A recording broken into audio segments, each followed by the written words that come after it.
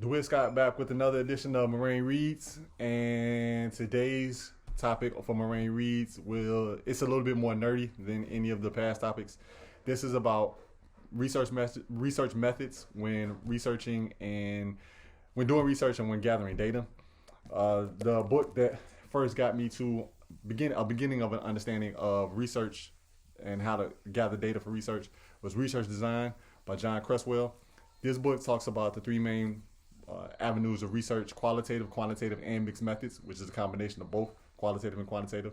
So this book, while those three avenues are pretty large, this one here just gives an introduction of those three. It doesn't really go into full depth. So when doing research, particularly in the past when I was a student in school, I was more of a qualitative researcher, so I picked up Qualitative Inquiry and Research Design, which goes deeper into the main approaches of qualitative, right? So this one starts off with all three: qualitative, quantitative, and mixed methods. This narrows down to just qualitative. But even in qualitative, there's so many different avenues that it sort of gives an introduction of just qualitative. Here's where I found and fell in love with phenomenology. Phenomenological research is researching a particular phenomenon and the lived experiences of people who experience that phenomenon. If that makes sense.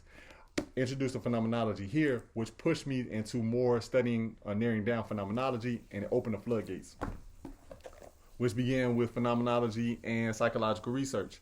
This book talks about phenomenology in a much more narrow sense, so you get a better understanding of what it is and how to do it when gathering data for research projects, right?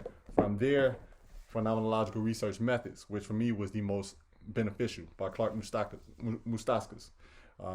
Here is where I began to get a better understanding of phenomenology, how to gather that data, what it means, what is the most ethical way to tell a story based on phenomenological data, right?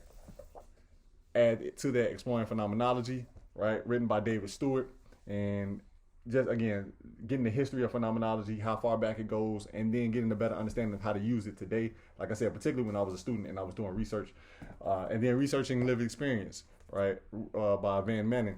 And this one here, only one without phenomenology in the title, but it is about phenomenological research and understanding what it is when people share an experience, share a particular phenomenon, how they view it, what their perspectives are, and then how you interpret it as a researcher for the reader or the broader audience, right? So these are all qualitative methods, but the standard text for understanding qualitative data is the coding manual for qualitative researchers, right? This manual teaches you how to code qualitative data when you're writing it for a research project or for a final project, whatever your final goal is. So these are all books that are important to qualitative researching, particularly phenomenological researching, big part of my understanding and research as a social scientist and my days in school. Check them out.